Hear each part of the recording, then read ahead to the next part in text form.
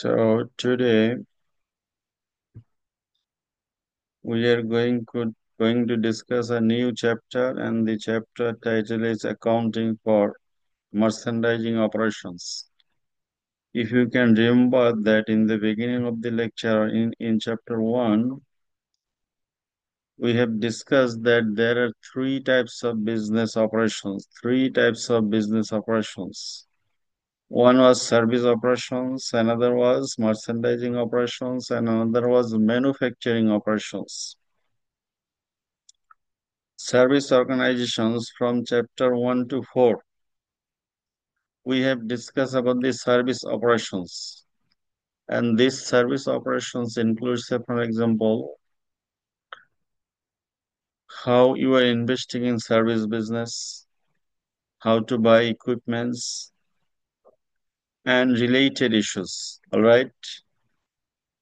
And service business means that you are providing a service, not producing any goods. And in merchandising business, it means that you do not provide full services. What you are doing, you buy goods and sell goods, and support services are there. Ultimately, the difference with the service business is that service business does not deal with merchandise or products. Here, merchandise means products. Here, in merchandising operations, merchandiser buy products and sell products. Products here indicates goods. So here merchandising and apparel merchandising is different. Apparel merchandising, say for an example, you are doing as a apparel merchandiser job. That is different issue.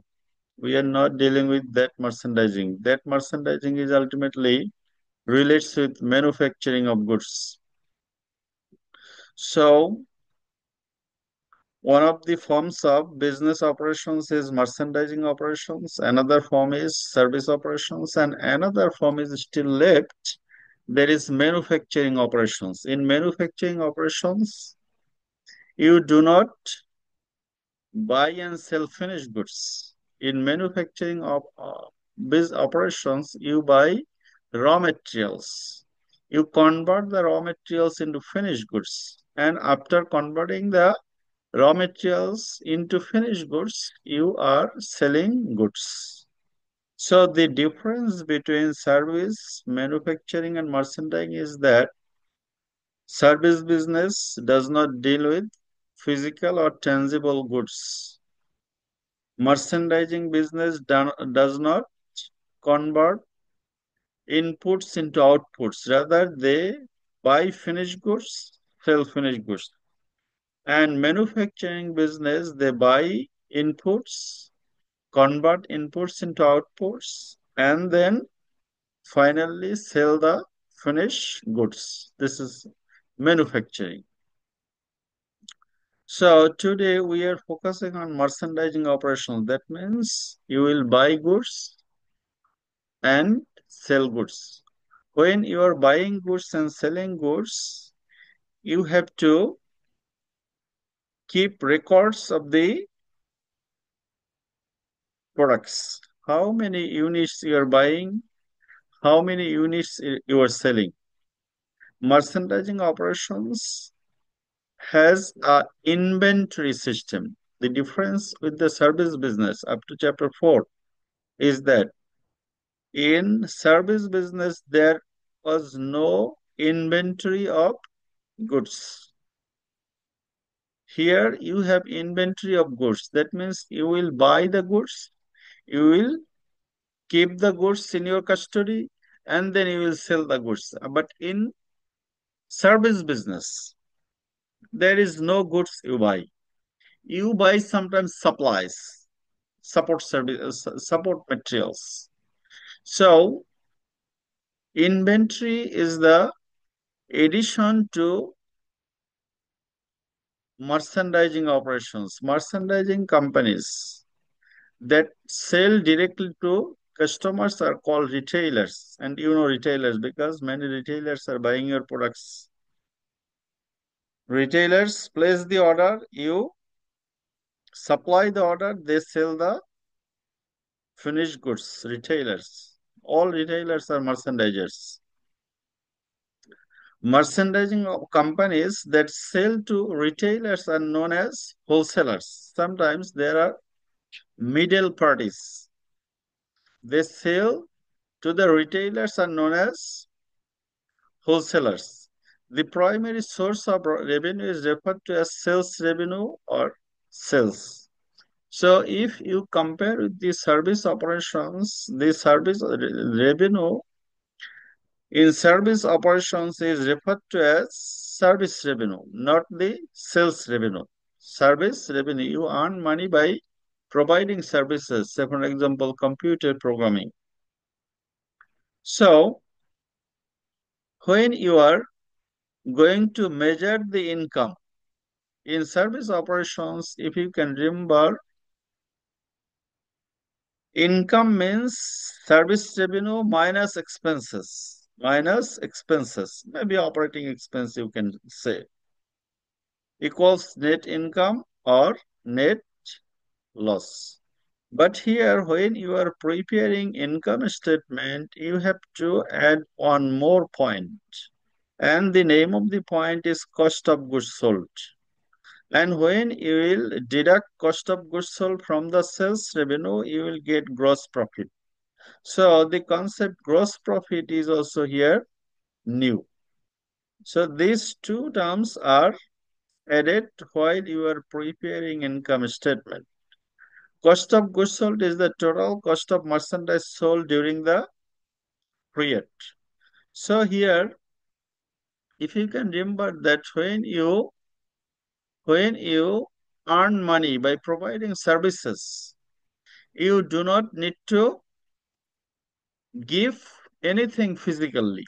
But here, you buy raw materials and then you store the raw materials. And after storing, you are selling the raw materials. So the amount you buy, say for example, you buy goods. Come to here. So when you buy goods, the price is 20,000. You buy goods for $20,000. And when you will sell goods, you will not sell at the same price. You will earn some profit. Say for example, your sales revenue is 25,000. Your sales revenue will be 20. Are you getting the points? Your purchase price was 20,000 and your sales price is 25,000. Maybe the per unit was 20. Now you are selling per unit 25. 25. Sales revenue is, and we consider that you sold all the items. Then what will be your cost of goods sold? What will be your cost of goods sold? Cost of goods sold will be the purchasing price of the product. So your sales price of the product is 25,000 and what is the purchasing price? The purchasing price is 20,000. The purchasing price is known as cost of goods sold. Here your gross profit will be how much? 20,000 minus 25,000 minus 25,000. so your gross profit will be how much? 5,000. So this is the very simple calculation that your cost of goods sold means the purchase price of the product. Is it? Now, say for an example, you purchase goods to 2,000 units. How many units? 2,000 units. And unit price. Unit price is 20. It's 20,000, isn't it? Total. Total purchase price. Total price. 20,000. Now, the issue comes that you sold 1,000 units. How much you sold?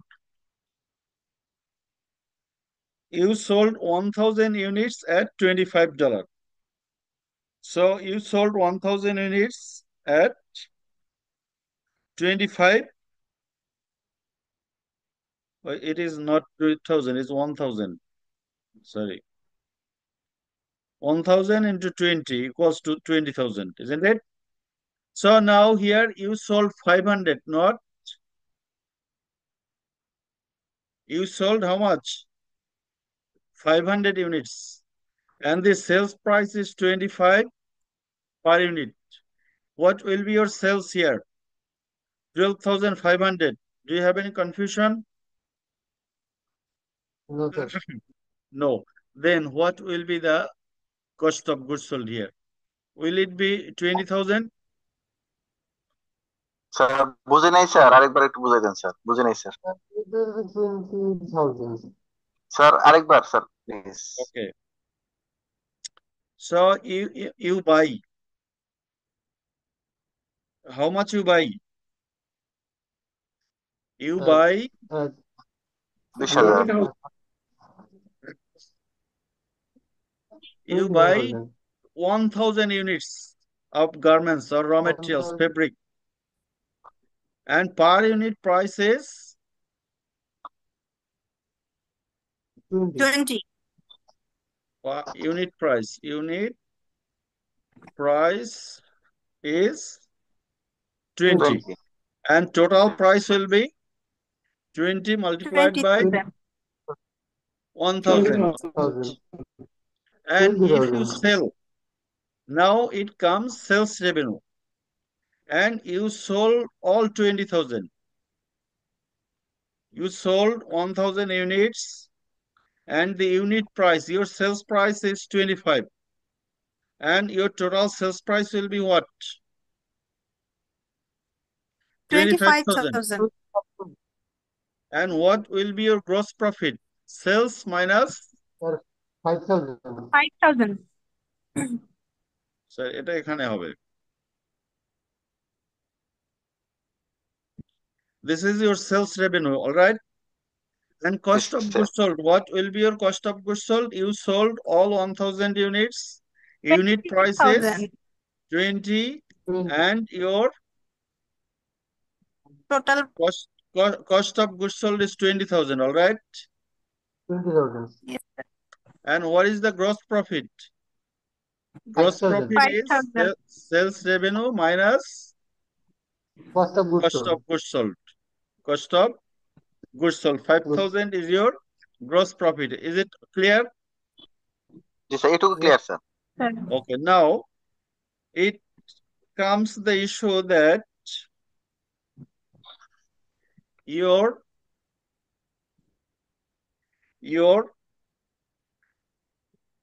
now you did not sell all the 1,000 units. During the year, you sold 800 units. How much you sold? 800. 800 units. And what is the sales price? Sales price 25. 25, total 20,000. And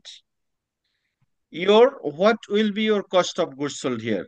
In our previous case, you buy 1,000, sell 1,000. So that's why 1,000 is considered as cost of goods sold. Now, what will be the cost of goods sold unit? 1,000. Why it will be 1,000? Because it will not be 1,000 because you sold 800, but it's still 200 is at your hand. Still 200 at your hand. So that means will be you sold 1,200. 800 units. How much you sold? 800. 800 units. But the price is the purchase price, not the cost price. And the purchase price is 20 per unit. So multiplication of 800 by 20 equals 16,000, isn't it? Yes, sir. And the difference between sales revenue minus cost of goods sold is gross profit. So do you have any confusions? What I'm trying to tell that what is sir cost of goods sold? What is cost of goods sold? Loss Cost, হবে না তাহলে? এটা তো sir এটা তো loss হবে না তাহলে? এটা তো আমরা 800 ইউনিট সেল করছি 20 টাকা, ইউনিট প্রাইস 20, তাহলে তো এখানে 4,000 টাকা। এটা আমাদের লস হবে না তাহলে এটা এখানে? না লস হবে কেন? আপনি তো সেলস 20,000 করছেন, আর আর যে প্রোডাক্ট সেল করছেন 20,000-এ, সেই প্রোডাক্ট কিনছেন কত দিয়ে? 16,000 দিয়ে। লস হবে কেন? আপনার কাছে তো আরো আরো এই যে আরো মানে ইনভেন্টরি এট হ্যান্ড, 200 এখন আছে। ইনভেন্টরি আচ্ছা এট আচ্ছা স্যার, ঠিক আছে স্যার, বুঝতে পারছি এবার। হ্যান্ড আপনার কাছে স্যার তো বুঝতে 200 পারছি, আছে, বুঝছেন? ঠিক আছে স্যার, বুঝতে পারছি। বুঝতে পারছি এখন স্যার, মানে এখন আমরা প্রথমে 1,000 ইউনিট কিনছি, তারপর আমরা সেল করছি 8,000 ইউনিট। 8,000 ইউনিট সেল করছি, তাহলে সেলস প্রাইসও পাবো 8,000-এর। আর কস্ট অফ গুডস সোল্ড বলতে এই যে 800 যে দামে কিনেছিলাম সেটাই হলো কস্ট অফ গুডস সোল্ড। এখন আমাকে যেটা আমি এখানে যেটা আপনাকে বোঝাতে চাচ্ছি সেটা হচ্ছে what is cost of goods sold. Cost of goods sold means what? Purchase, purchasing cost of the purchasing product. Cost of the goods কি Of হবে? goods. Purchase cost of the goods that have been sold out. এই যে 800 unit sold হয়ে গেছে, সেটা purchase করতে কত খরচ হয়েছে, এটা ডেফিনেশনটা এরকম। Purchase purchase price of the goods that have been sold out. And this is the definition of cost of goods sold. এইটা বুঝতে এখন কারো সমস্যা আছে কিনা সেটা বলেন। What is cost of goods sold? না sir. So that means we will not deduct all the outputs. What we will deduct? We will deduct only the amount that have been sold out. 800 sell করছি, সেই 800 কিনতে কত টাকা খরচ হয়েছে, this is known as cost of goods sold. Cost of goods sold. So that is what I'm going to discuss today. If you understand this point, there will be no difference. There will be no problem in our coming point slides. So here, sales revenue minus cost of goods sold. So cost of goods sold is clear. And what is gross profit is also clear. And deduction of cost of goods sold will be gross profit. And deduction of operating expenses from gross profit will be net income. Cost of goods sold is the total cost of merchandise sold during the period. So the definition is clear now. Cost of goods sold is the total cost of merchandise sold during the period. Sales যে পিরিয়ডে করেছেন ওই পিরিয়ডে কতটুকু আপনি কিনেছিলেন অথবা কতটুকু আপনি বিক্রি করলেন, মার্চেন্ডাইজ সোল্ড কতটুকু বিক্রি করলেন, that is cost of goods sold. Now, what are the other differences here? The number one difference is service business is that there is a concept of cost of goods sold, there is a concept of gross profit. There is no other differences because from the service revenue, we subtracted expenses. Expenses means their operating expenses, and we get net income. The other difference, this cycle is a little bit shorter in service business because when you perform service, if you perform on credit, it will convert into accounts receivable and you will receive the cash. So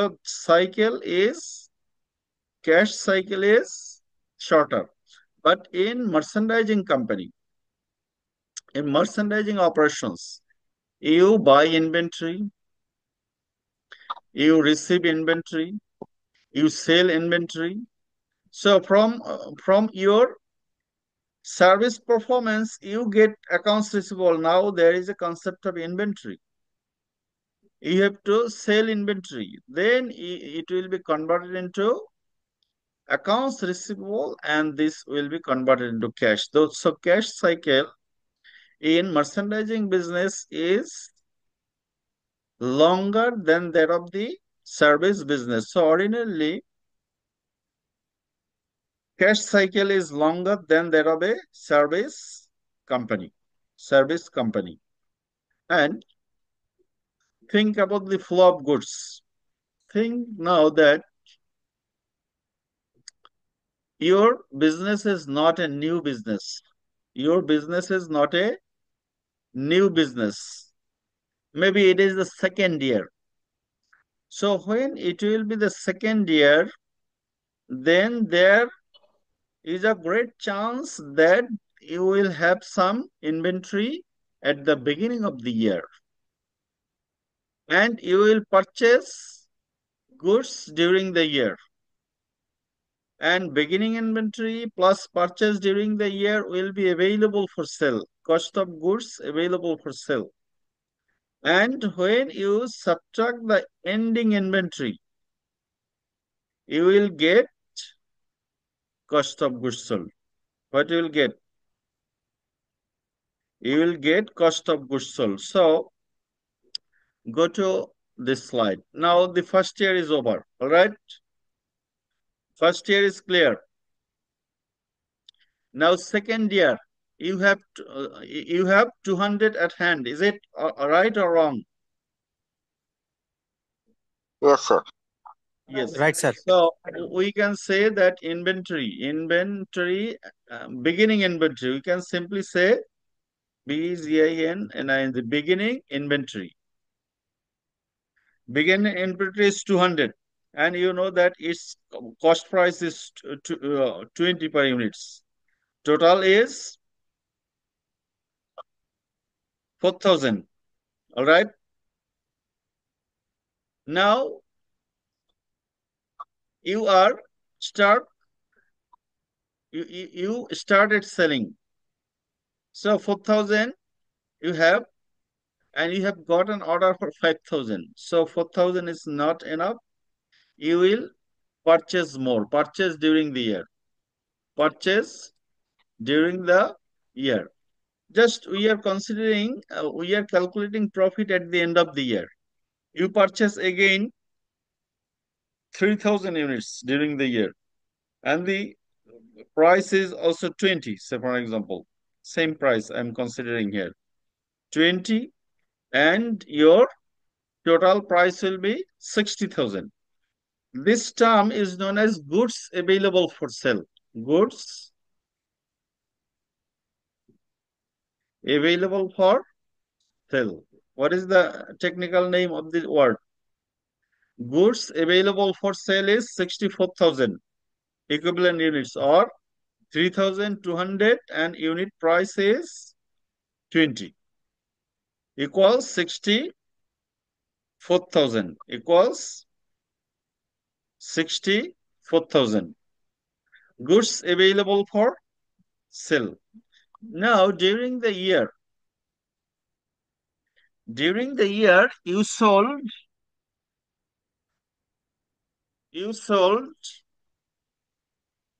3,000. How much you sold? And sales price is 25. This is your sales price, sales.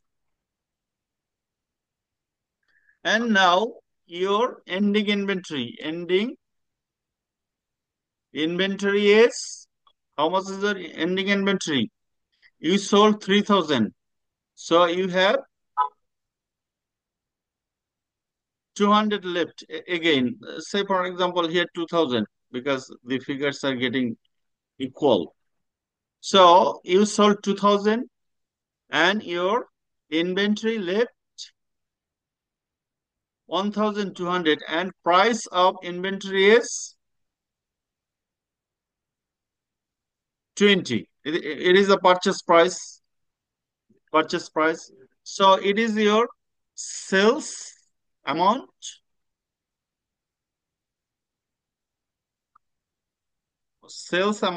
or it is your sales revenue. Now you can say it's a sales revenue, REVNU. What is your sales revenue? So are you with me? পরে এই যে রাতে সময় দিলাম মেয়েদেরতেও আবার lecture না শুনলে কিন্তু অবস্থা খারাপ হয়ে যাবে। What is your sales revenue? You sold 2,000 units and your unit cost is 25. Total sales revenue during the year is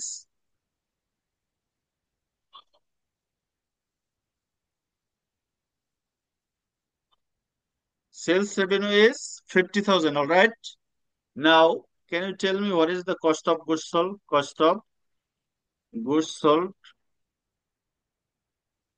What is the cost of goods sold?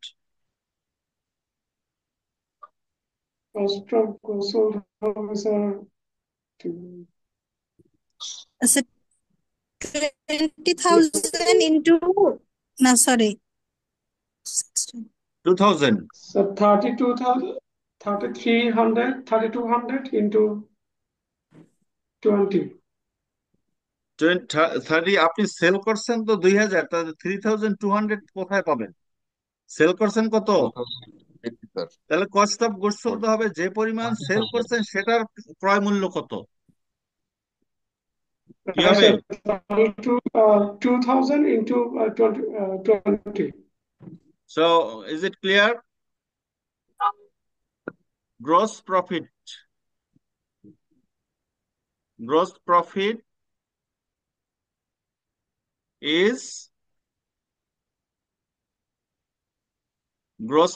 is how much? 50,000 minus 40,000. Gross profit is 10,000. Is it clear? yes sir So are you all clear about calculating cost of goods sold? How to calculate cost of goods sold?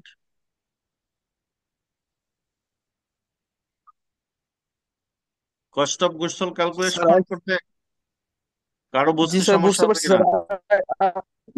Sir একটু summary করেন না sir, একটু যদি একটু summary করতেন একবার।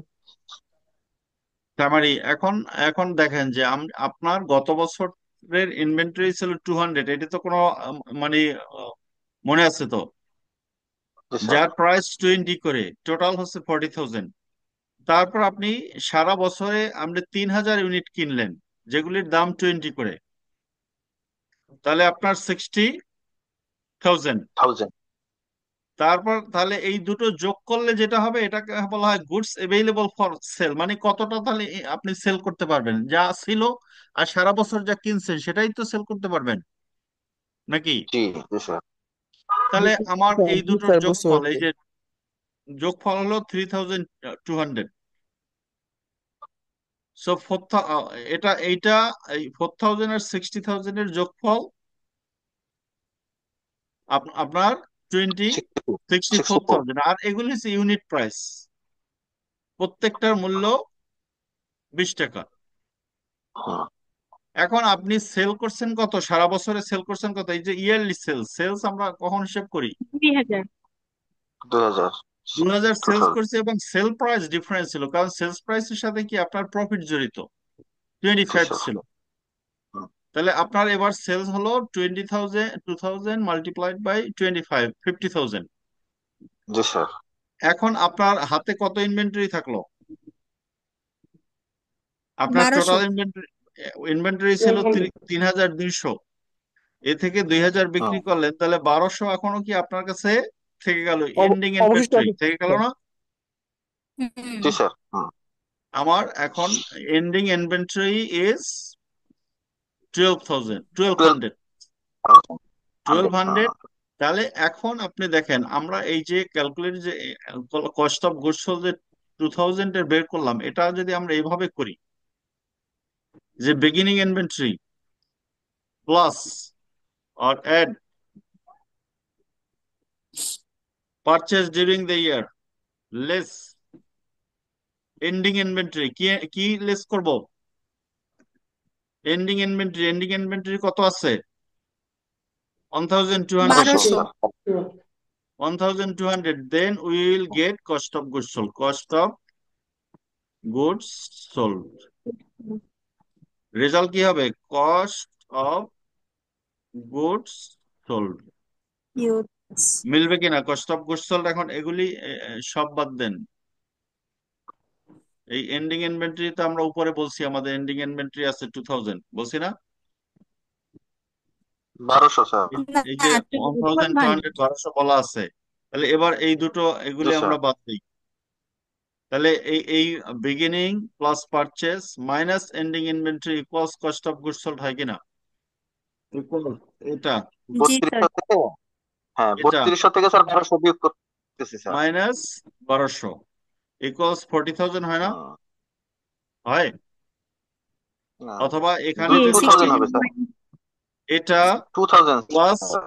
purchase during the year minus ending inventory equals you minus have 1200 you sold 2000 units and per unit is $20, 5 and your cost of goods sold is this one multiplied by this one or just addition. and এগুলি আমরা এই মাল্টিপ্লাইটা করি না কেন? মাল্টিপ্লাইটা করি না, ধরেন আপনার এই পারচেস প্রাইস আপনি পরের বছর যে কিনবেন এটা তো $22 হয়ে যেতে পারে, কম বেশি হয়ে যেতে পারে, তাই না? এখানে এই ইউনিটটা আমরা ইউজুয়ালি কনসিডার না করে আমাদের হাতে আছে কত ইউনিট, এখন তো কম্পিউটার সিস্টেমে সব রেকর্ড হয়, আমরা এটা টোটাল ভ্যালুটা করি, এটা প্লাস এইটা মাইনাস এইটা, 46,000 is the cost of goods sold. যদি আপনি ভিন্ন দামে কিনতেন, এটা 22 তে কিনতেন, তাহলে কিন্তু কিন্তু আপনার cost of goods sold change হয়ে যেত। এতক্ষণ কি করছি আমরা? দুই দুই বছরই প্রাইস একই, 2 বছর কি পারচেস প্রাইস এক থাকবে, ইউনিট প্রাইস এটা চেঞ্জ হবে না? না স্যার। জি স্যার, চেঞ্জ হবে। চেঞ্জ হবে। কাজে এই বছর যেটা কিনবেন, গত বছর এটা না হয় ধরলাম 20 টাকা ছিল, এই বছর যেটা কিনবেন সেটা আপনার হবে 22 টাকা, সে ফর এক্সাম্পল। 22 টাকা যদি হয় তাহলে আপনার ইউনিটস যে কয়টা থাকবে এটারও কিন্তু আলাদা আলাদা করে বলতে হবে, কারণ এবার থাকবে কি, এবার 22 টাকা ইউনিট ধরে কিন্তু থাকবে প্রোডাক্ট। কত ইউনিট ধরে থাকবে? কারণ কি আপনি 200 ছিল 20 20 করে, তারপর তো 3000 কিনছেন আর বিক্রি করছেন 1200, তাহলে এই 200 তো আর নেই, আছে কি এটা? কাজে এটার দাম কিন্তু হবে 22। কিন্তু আপনি কি কস্ট অফ গুডস সোল্ড কিভাবে ক্যালকুলেট হবে? Cost of goods sold calculate হবে এটা প্লাস এটা minus ending inventory. Ending inventory here, the ending inventory also will be 22. Your cost of goods sold will be 43,600. এটা বুঝছেন কিনা?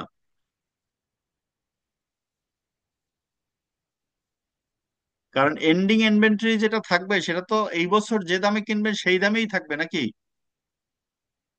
নাকি গত বছরের জি দামই স্যার, থাকবে? বুঝতে পারছি। মানে 20 টাকা না ধরে আমরা 22 টাকা ধরার কারণ হলো যে গত বছরের দামেই তো আপনার এন্ডিং ইনভেন্টরিটা থাকবে। সরি, এই বছর কিন্তু যেটা স্যার তার কিনবেন আগের বছর তো কিন্তু স্যার এর আগের বছর তো আমরা 20 টাকা মানে 20 টাকা তো ইনভেন্টরিতে কিনছিলাম আর কি স্যার। কিনছেন, 20 টাকা ধরে কিনছেন, কিন্তু এই বছর কিনছেন কত? 22 স্যার। 20। তাহলে এই গত বছরের যেটা ছিল সেটার দাম তো 20 হিসেবেই ধরছি, 4,000। এটাই তো বলি না যে 22 তো বলি না, এখানে বলছি যে এটা পার্চেস প্রাইস 22 বলছি। না স্যার, না স্যার, না স্যার, বলে এটা না আপনি এটা তো বললেন না লাস্টেরটা যেটা আছে লাস্টেরটা ধরবো। লাস্ট এটাও ধরবেন, এই এন্ডিং ইনভেন্টরি ভ্যালুটা কি ধরবেন সেটা। এন্ডিং ইনভেন্টরি ভ্যালুটা ধরতে হবে ওকে, যে দামে আপনি এই বছর কিনছেন। ওকে, ঠিক আছে স্যার, বুঝতে পারছি। স্যার তো কিন্তু ওই যে কস্ট অফ গুডস সোল্ড যেটা, এটাতে তো আমার যে ইউনিট আমি আর কি সেল করছি সেখানে তো আমার বিগিনিং ইনভেন্টরিরও 200 ইউনিটও ছিল, তাহলে ওইখানেও তো 20 ছিল, আবার পরবর্তীতে কিছু 22ও আছে। গুড, ভালো পয়েন্ট ধরছেন। এই কারণে কি এই এই ফিগার আর এই ফিগার মিলে নাই, দেখছেন? মিলছে এই ফিগার, এই না যে ফোর উপরেরটা থাউজেন্ড থ্রি কারণ কি এখানে 200 তো প্রাইস ছিল 20 করে, তাহলে এর দাম হয়েছে 4,000, 4,000। আর এখানে কিন্তু এই বাইশ হুম টাকা ধরে করাতে হয় নাই, 44,000 হয়েছে। এটা কি এই প্রাইস দিয়ে এই কারণে করতে পারবেন না, এইটা আমি বুঝাতে চাচ্ছি। গুড, ধরতে পারছেন। এই এটা দিয়ে করতে পারবেন না, আপনাকে কস্ট অফ গুডস সোল্ড এখান থেকে নিয়ে আসতে হবে। কোথা থেকে নিয়ে আসতে হবে? Cost of goods sold calculate করে ওখান, সরি, এটা তো সেলস রেভিনিউ। এই কস্ট অফ গুডস সোল্ড কোথা থেকে নিয়ে আসতে হবে? এখানে দেখছেন না, বলছে কি 20 করে হলে হয় 40,000। 40,000 করে হবে না তো, কারণ কিছু ইউনিট কিনছিলেন 20 টাকায়, কিছু 22 টাকায়। কাজেই এই ফিগারটা আসবে এখান জি থেকে, স্যার। এই কস্ট অফ গুডস সোল্ড থেকে আসবে। আর এই সেলস ফিগারটা আসবে আপনার 25 টাকা যদি করে বিক্রি করেন তাহলে 50,000। সেলস রেভিনিউ যে দামে বিক্রি করবেন সেই দামে। আর purchase cost of goods sold যে দামে প্রোডাক্ট কিনেছিলেন সেটা, এটা 20 টাকা হবে না, এখানে দিতে পারবেন না 20 টাকা, সরি। 20 টাকা দিতে পারবেন না কেন বলেন তো? স্যার বিশ কারণ টাকা স্যার আমি দিতে তো পারবেন গুডস না। কিনছি 22 টাকা দিয়ে স্যার। 22 টাকাও আর কিছু আছে, ইউনিট, গুড। কারণ স্যার আমি তো রানিং বছরে স্যার আমি 22 টাকা করে কিনছি স্যার, এই জন্য স্যার 22 টাকা দিতে হবে স্যার। তাহলে এখন এখন আপনি বলেন যে how to calculate cost of goods sold is clear. Clear sir. এই ক্লিয়ার হলে তাহলে আজকের লেকচার বুঝে ফেলছেন, ঠিক আছে?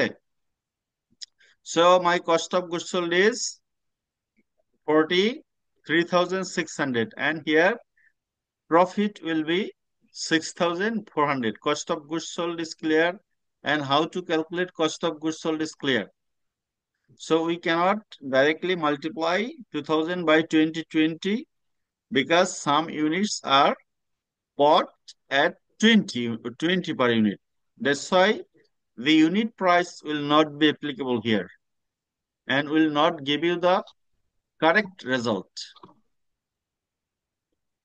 This is how what you will do: beginning inventory, purchase during the year, and this will be goods available for sale, মানে কতটুকু গুডস আপনার কাছে আছে, গুডস available for sale। এখান থেকে এন্ডিং ইনভেন্টরি বাদ দিলে পাওয়া যাবে cost of goods sold, but unit price will not work here. You have to calculate total price. You have to calculate total price. You have to calculate the total price. Then you will get your cost of goods sold. All right. This is how you are going to calculate cost of goods sold. So beginning inventory, এখন যেটা দেখালাম ওখানে, beginning inventory plus cost of goods purchase।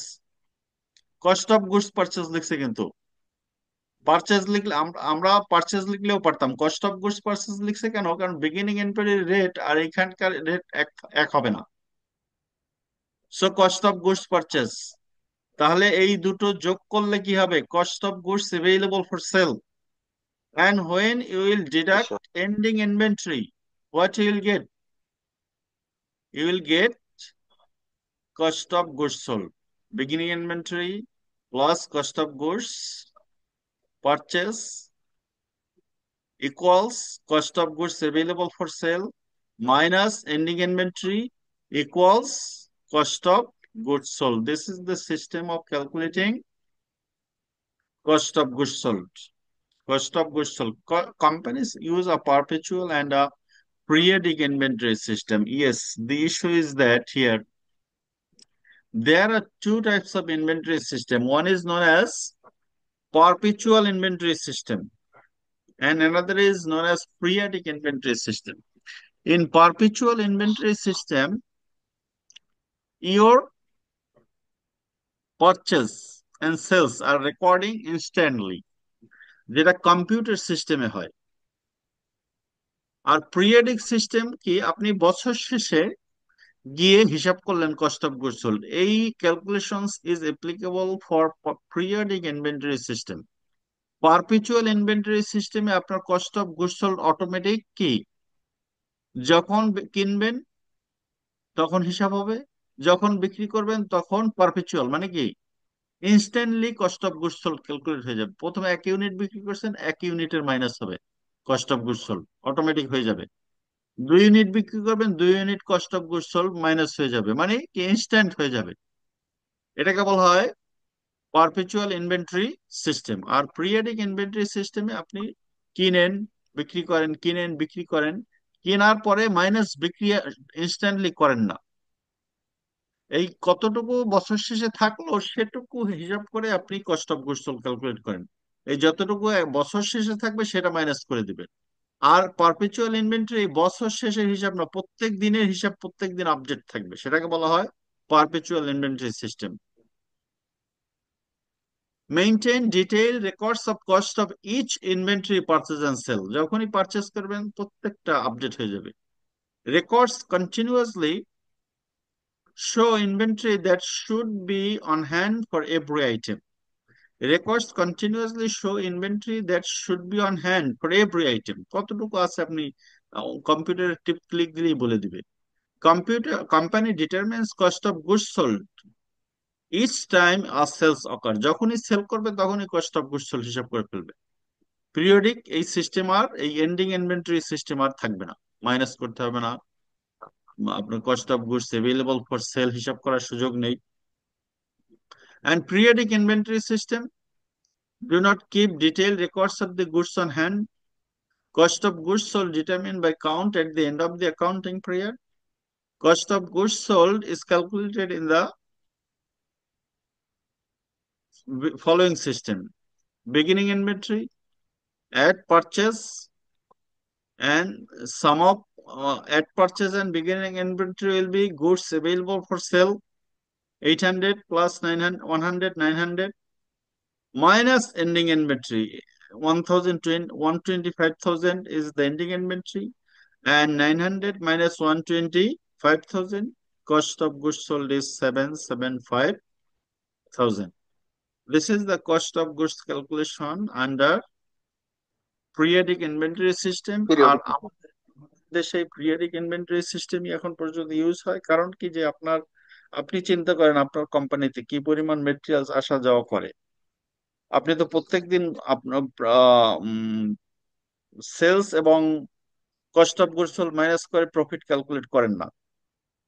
এই কারণে আমাদের garments ইন্ডাস্ট্রিতে টোটালটাই কি এই periodic inventory periodic. System cost of goods sold calculate করে পুরো। এই পারপেচুয়াল সিস্টেম আমাদের এখনো স্টাবলিশ হয়নি। এ কারণে আমি এতক্ষণ এক্সেলে যেটা দেখালাম that is periodic periodic. Inventory system. Advantages of perpetual সিস্টেমে অ্যাডভান্টেজ আছে আমরা জানি, এটা ইআরপি সিস্টেমে কাজ করে, সবকিছু সব সময় আপডেটেড পাওয়া যায়। আমার কতটুকু ইনভেন্টরি আছে, কতটুকু নেই, কতটুকু সেল হলো, কি দামে কিনছিলাম, কত দামে সেল হলো, সবকিছু আপডেট ইনস্ট্যান্টলি থাকে। এ কারণে আপনার পারপেচুয়াল ইনভেন্টরি সিস্টেমে যদি আপনি ইনস্ট্যান্টলি সব রেকর্ড রাখতে পারেন, that is much better, much better. So, merchandising operations and inventory system indicate whether the following statements are true or false. If false, indicate how to correct the statement. The primary source of revenue for a merchandising company results from performing services for customers. Is it true or false? Primary source of revenue of a merchandising company results from performing services for customers. Is it false or true? Sir false. False. Good. True হবে কেন? আপনার primary source of revenue for a merchandising company is not coming from performing services. It coming from selling inventory. Inventory sell থেকে পাওয়া যায়। আর performing service মানে কি service কোম্পানির জন্য। The operating cycle of a service company is usually shorter than that of the merchandising company. True or false?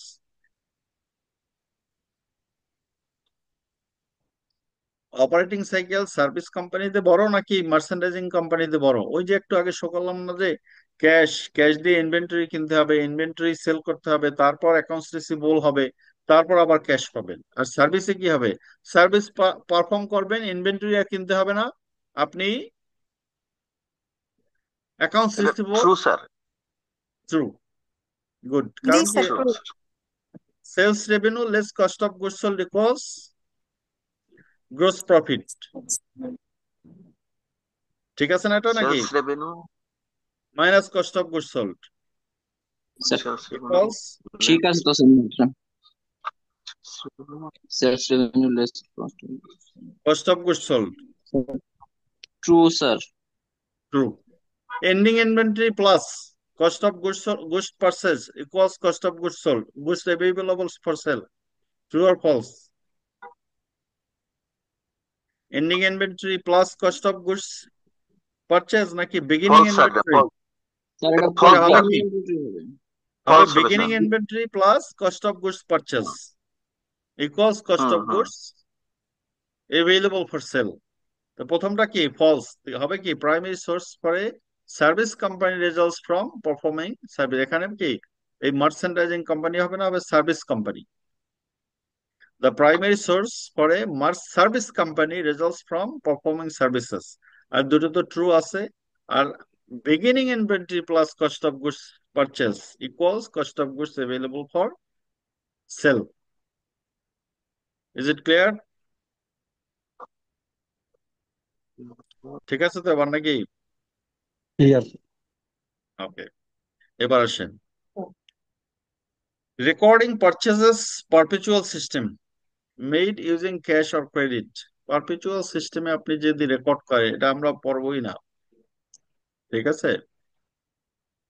Recording পারচেজেস under perpetual সিস্টেমে আমরা perpetual সিস্টেমে হিসাব নিকাশ বন্ধ করব না, কারণ এটা ইআরপি সিস্টেমে অটোমেটিক হয়। এবার আপনি যখন প্রোডাক্ট কিনবেন, প্রোডাক্ট কিনলে ভাড়া ট্রান্সপোর্টেশন দিতে হয় না, ফ্রেট কস্ট অথবা ফ্রেট ইন অথবা ট্রান্সপোর্টেশন ইন এইসব শব্দ ইউজ করা হয়। এখন আপনি যদি আপনার প্রোডাক্ট কিনেন, তাহলে কি ফ্রেট ইনটা পারচেস কস্ট হিসেবে কাউন্ট হবে কিনা সেটা এখানে বলছে। প্রোডাক্ট কিনলে আপনি যদি ট্রান্সপোর্টেশন কস্ট আপনি দিয়ে নিয়ে আসেন, তাহলে সেটাও কি হবে? পারচেস কস্টের সাথে হবে। একটু আগে যে $20 বলছিলাম, এটা ধরেন আপনি $18 করে কিনছেন প্রোডাক্ট, কিন্তু $2 আপনাকে ট্রান্সপোর্টেশন কস্ট বা ফ্রেট দিতে হয়েছে। তা এই কারণে 18 + 2 = 20। কাজে ফ্রেট ইন কি হবে? পারচেস প্রাইসের মধ্যে ইনক্লুড হবে। আর যদি প্রোডাক্ট সেল করেন, আপনি সেল এখন কি বললাম? প্রথমটা বললাম হচ্ছে পারচেস করলেন, তাহলে ট্রান্সপোর্টেশন যদি দেন তাহলে হবে কি? আপনি দিলে পারচেস কস্ট হবে। আর এখন যদি আপনি সেল করেন, প্রোডাক্ট সেল করলে যদি আপনি ট্রান্সপোর্টেশন কস্ট দেন, এটাকে সেল সেল কস্ট বলা যাবে না, এটাকে বলা হয়, এটাকে আপনার কস্ট অফ গুডস সোল্ড বলা যাবে না, এটাকে বলতে হবে কি? Operating cost, sales cost. বুঝছেন কিনা?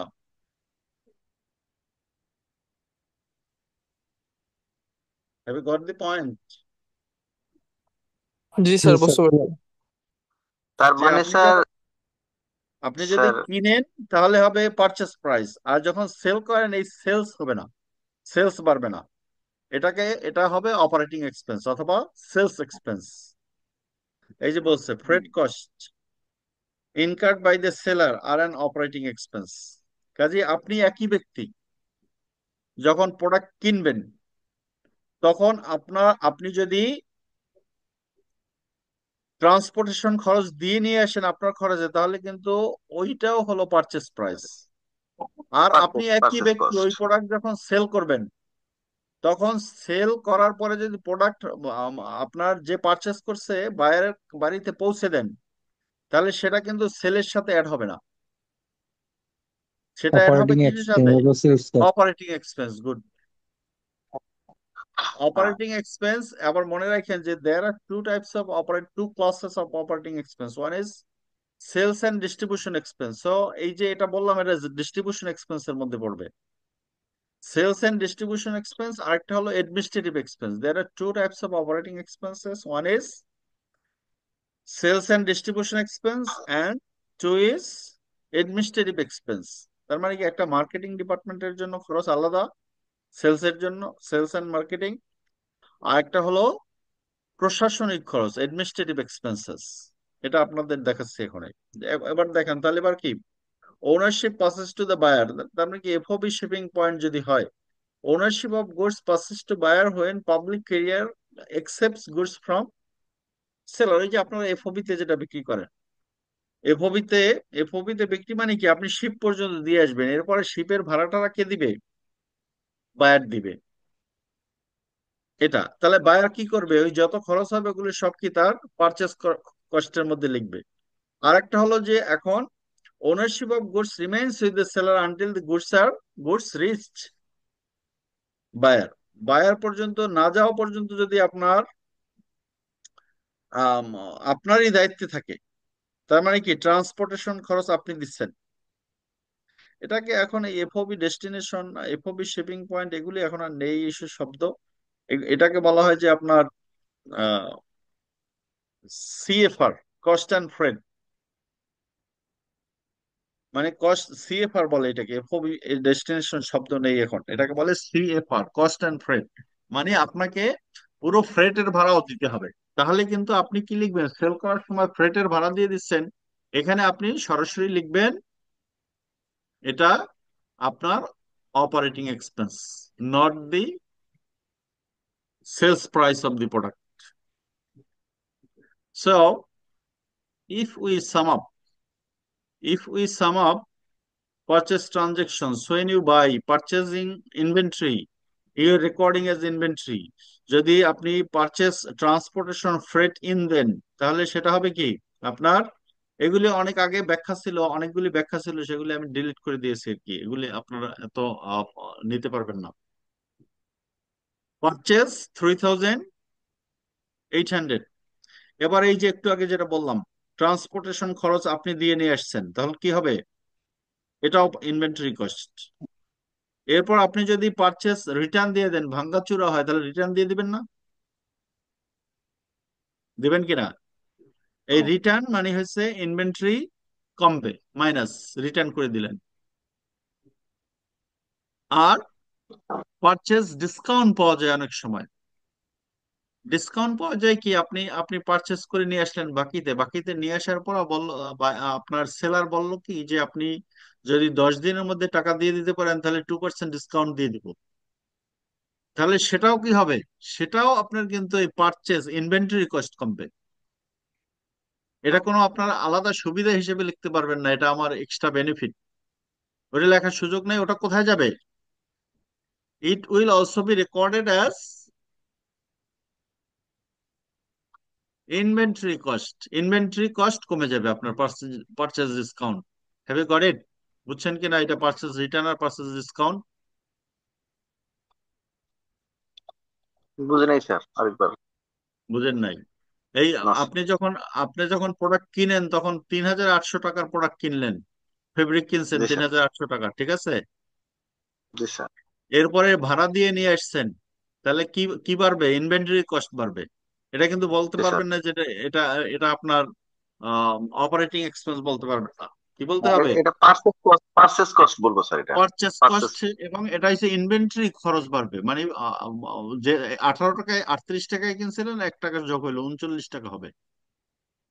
জি স্যার, ঠিক আছে? এটা বুঝছি স্যার। আর এখন আপনি কিছু প্রোডাক্ট রিটার্ন দিয়ে দিলেন, তাহলে আপনার রিটার্ন রিটার্ন দিলে কি হবে, এটা আপনার কাছে তো আর থাকলো না,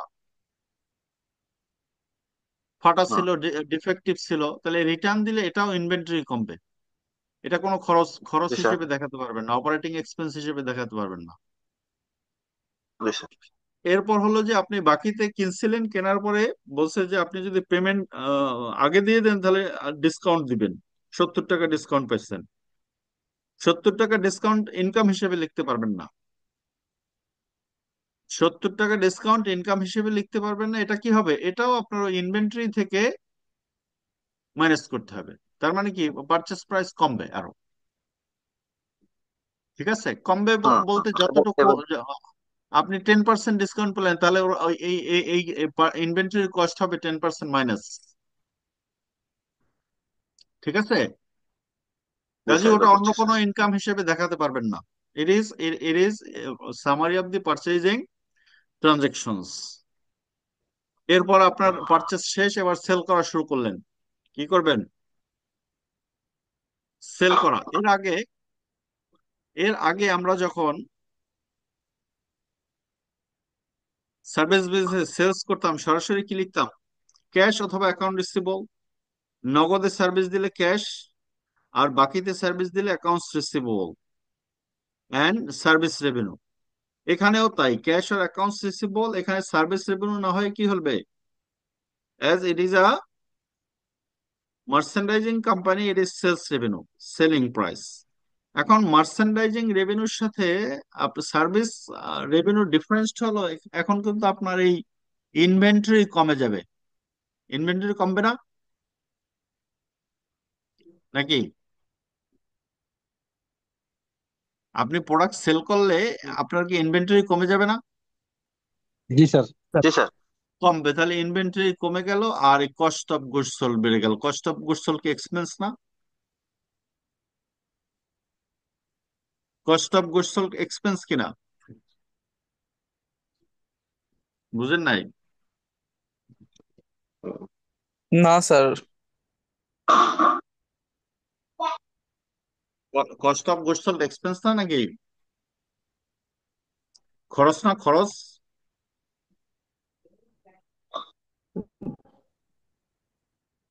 জি স্যার।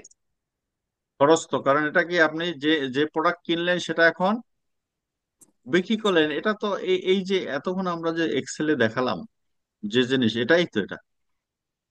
এই যে কস্ট অফ গুডস সোল্ড মানে কি, যে প্রোডাক্ট আপনি বিক্রি করলেন সেটা কিনতে কত খরচ হয়েছে, তাহলে এটা খরচ না? আপনার এখন জি স্যার, আপনি খরচ। হিসাব করতেছেন, আপনি হয়তো ভাবতেছেন এটা তো ইনভেন্টরিতে আছে, ইনভেন্টরিতে নেই তো। এখন ইনভেন্টরি তো শূন্য করে দিতেছেন, মাইনাস করে দিতেছেন। ইনভেন্টরিতে এখানে কি ইনভেন্টরিতে থাকে? এই যে এন্ডিং ইনভেন্টরি হিসেবে চলে গেল না এই 200, প্রথমটায় 200 দেখালাম না, এই যে 200, 200 কি এন্ডিং, 800 বিক্রি করলে, 1000 থেকে 800 বিক্রি করলে 200 কি হিসেবে থাকলো এখানে? Ending beginning inventory. Inventory sir. Beginning পরের বছরের, এই বছরের এন্ডিং ইনভেন্টরি। এই বছর আপনার 3000 কিনছেন, 2000 ছিল, 1200 এন্ডিং ইনভেন্টরি থাকলো না? আর বাদ বাকিটাকে বিক্রি স্যার। করবেন না? তো এই 2000 যে হুম। বিক্রি করলেন, 2000 যে বিক্রি করলেন, এইটার খরচটাকেই তো বলা হয় কস্ট অফ গুডস সোল্ড। এইটার খরচকেই কি বলা হয়? Cost of goods sold. তো cost of goods sold debit আর ইনভেন্টরি ক্রেডিট। জার্নাল এন্ট্রি, এই কারণে এতক্ষণ জার্নাল এন্ট্রি দেখাই না। আমি জানতাম যে জার্নাল এন্ট্রি আপনাদের দেখাতে গেলে আর শেষ করতে পারবো না লেকচার। এইটুকু দেখালাম এই কারণে যে এটা আপনি আপনি এর আগে করে আসছেন। আগে সার্ভিস রেভিনিউ ছিল, আর এখন আমি সেলস রেভিনিউ লিখলাম। আর হলো আমার এই ট্রানজেকশনটা একেবারেই নতুন, কারণ কি আগে service operations A cost of goods sold নামে কিছুই ছিল না। এবার আমার কস্ট অফ গুডস সোল্ড আছে। Cost of goods sold minus cost of goods sold expense বেড়ে গেছে, ডেবিট। ইনভেন্টরি অ্যাসেট কমে গেছে, ক্রেডিট। এটা হলো সেলস প্রাইস, আর এটা হলো পারচেস প্রাইস দিয়ে করতে হবে, cost price. Have you got it? বুঝছেন কিনা এবার এই জিনিস?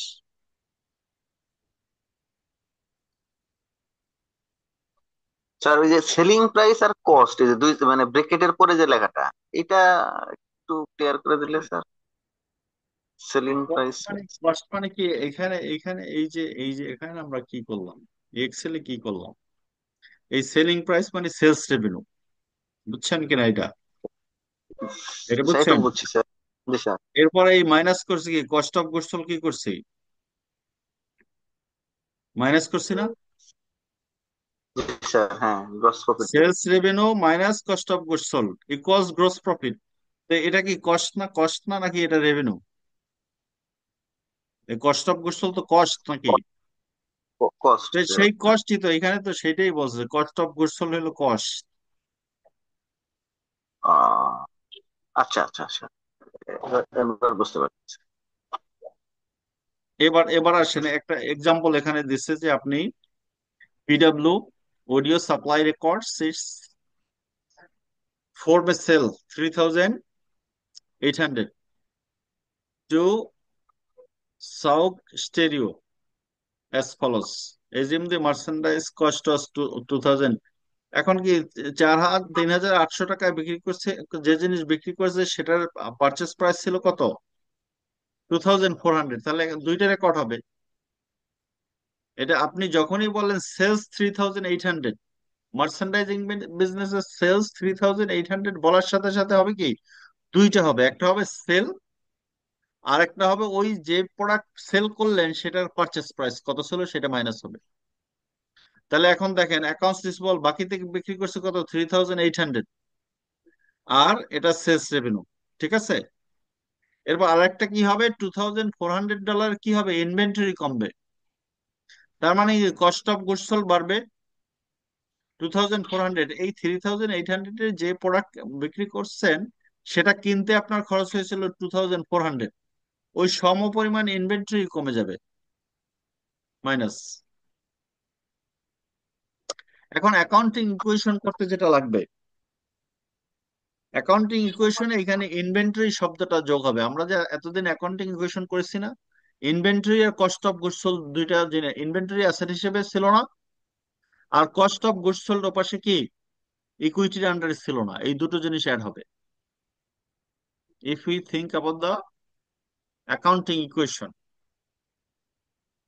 পরীক্ষার সময় কিন্তু অ্যাকাউন্টিং ইকুয়েশন এই মার্চেন্ডাইজিং কোম্পানির থাকবে।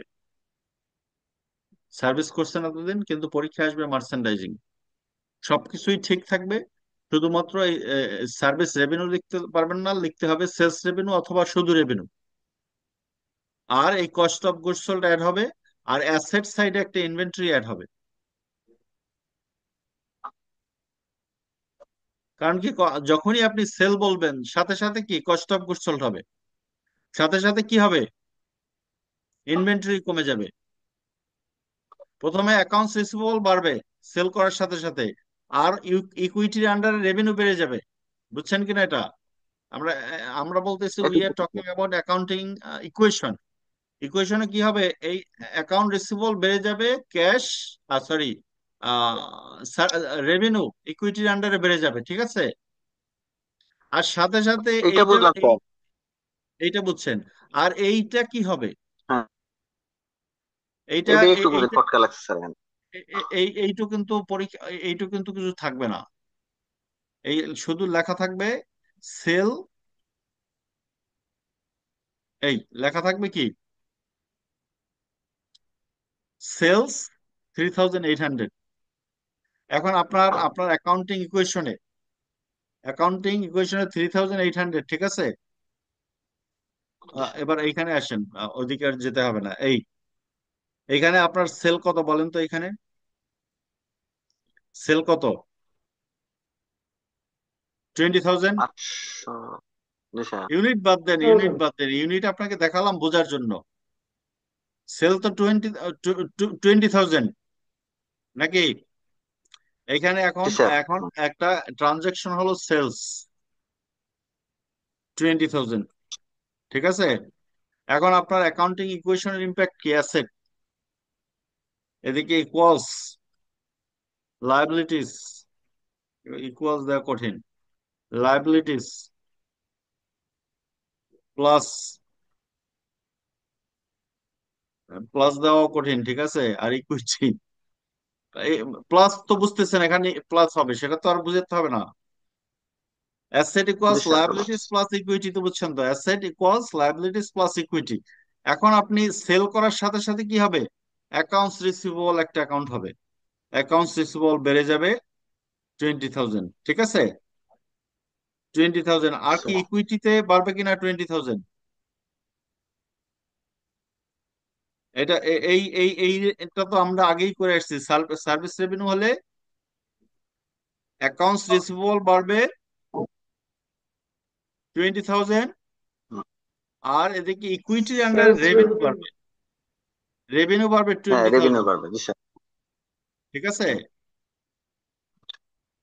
রেভিনিউ বাড়বে 20,000, আর অ্যাকাউন্টস রিসিভেবলের বাড়বে 20,000। এখন এই সার্ভিস হলে শেষ হয়ে যেত, এবার এখন এই যে সেলস, সেলস হওয়ার কারণে এইখানে আরেকটা জিনিস ইম্প্যাক্ট পড়বে, সেটা হলো যে এখানে এইটা এইটা যেমন ছিল রেভিনিউ, রেভিনিউ,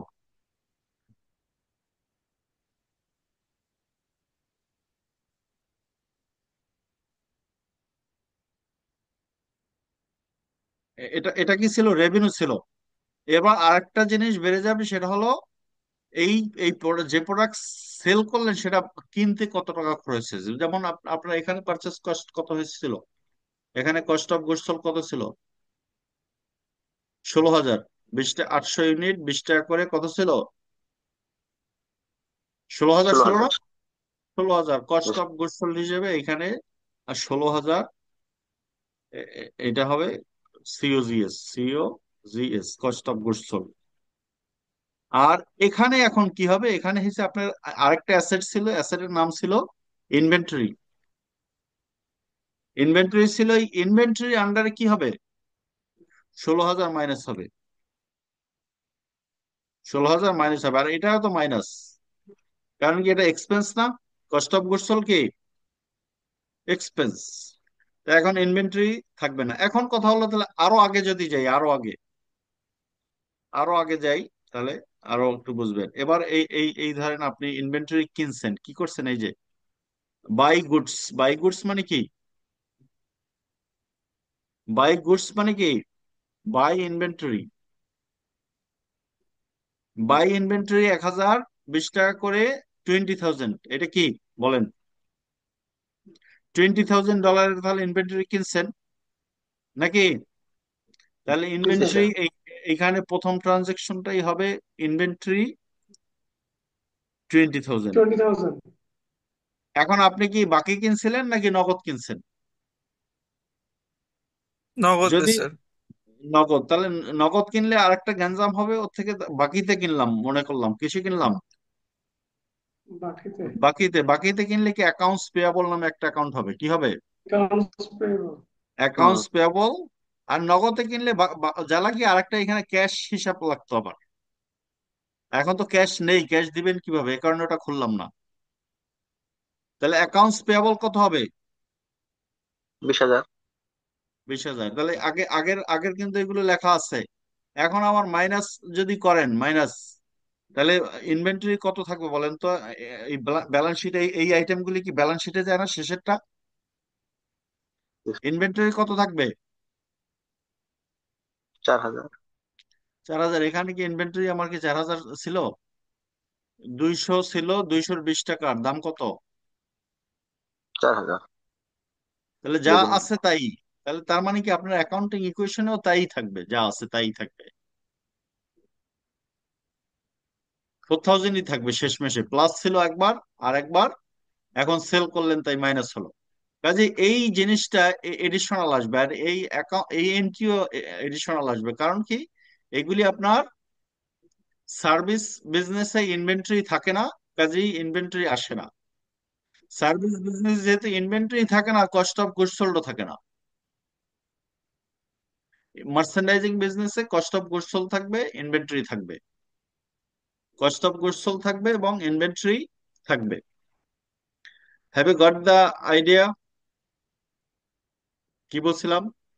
তার মানে কি, এখানে আপনার যখন লেখা থাকবে যে আপনার সেলস 33,800, পারচেস টার্চেস কিন্তু লেখা থাকবে না, sales accounts receivable, sales revenue, এটা তো বুঝছেন অ্যাকাউন্টিং ইকুয়েশনে যেটা দেখালাম এখন। এবং এটাও দেখালাম, কস্ট অফ গুডস সোল্ড বেড়ে যাবে আর ইনভেন্টরি কমে যাবে। কাজেই শুধু যখন লেখা থাকবে সেলস 3,800, এই সেলস 3,800 এর সাথে আপনার এই কস্ট অফ গুডস সোল্ড এবং ইনভেন্টরি কমে যাবে। সেল করলে তো ইনভেন্টরি কমেই, এটা তো আপনার কমন সেন্স বোঝাই যায়। হুম। কিন্তু সার্ভিসের ক্ষেত্রে কি ইনভেন্টরি নেই, আপনি নিজে তৈরি করছেন প্রোগ্রামিং, কাজেই ওর কোনো ইনভেন্টরি ছিল না, মাইনাস হবে না। So this is how you will record your sales. এখন সেলস এর ক্ষেত্রেও কিন্তু এই সেলস রেভিনিউ যে আপনি করেন, এর সাথে কিন্তু সেলস রিটার্ন দিলে কোথা থেকে মাইনাস যাবে, সেলস থেকে মাইনাস যাবে। সেলস ডিসকাউন্ট দিলে, একটু আগে যেটা বললাম, পারচেজ রিটার্ন দিলে পারচেজ থেকে কি হবে, মাইনাস হবে। আর সেলস রিটার্ন দিলেও সেলস থেকে মাইনাস হবে। এটা কোনো অন্য কোনো এক্সপেন্স না। আবার সেলস ডিসকাউন্ট যদি আপনি দেন, সেল করলে ডিসকাউন্ট দিতে পারেন না, পারচেস করলে যেমন ডিসকাউন্ট পান, সেল করলে কি ডিসকাউন্ট দিতে হয়। এই সেলস ডিসকাউন্ট কোথা থেকে মাইনাস হবে, সেলস থেকে মাইনাস হবে।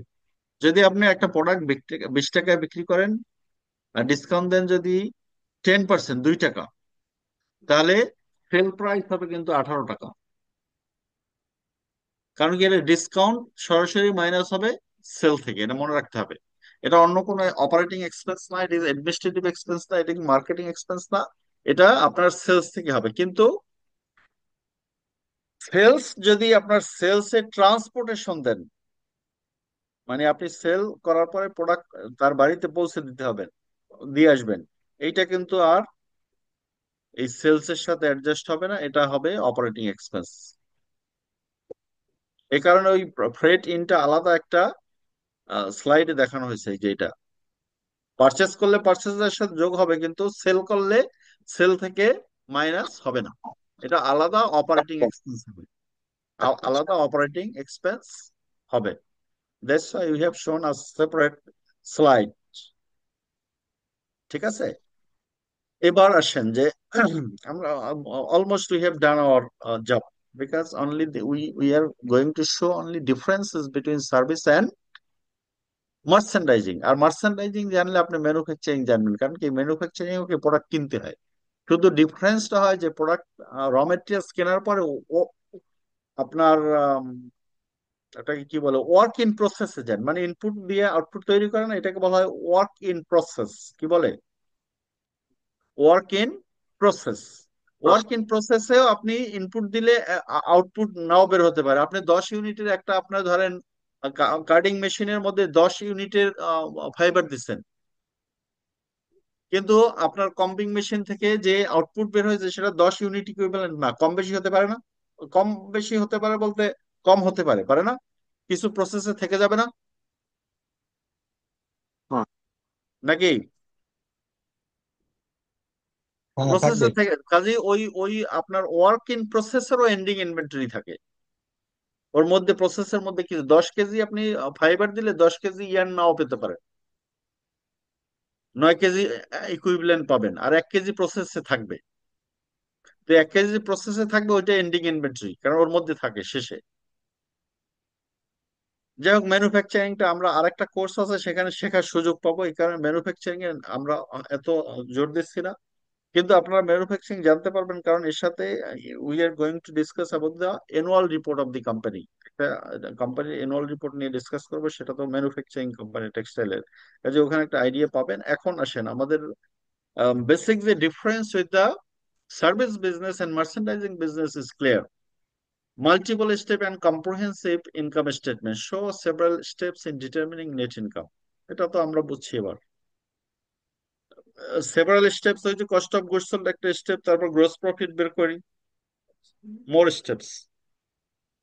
Two steps relate to principal operating activities. এরপরে আমরা যে টু স্টেপস করি, মাল্টি স্টেপ যা টু স্টেপ করি, এটা আসলেই কি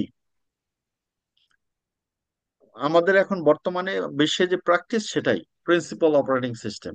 তারপর distinguish between operating and non operating activities. এখানে কি কিছু আছে অপারেটিং অ্যাক্টিভিটিস আর কিছু আছে non operating activities. Operating activities কোনগুলি আর নন অপারেটিং অ্যাক্টিভিটিস কোনগুলি?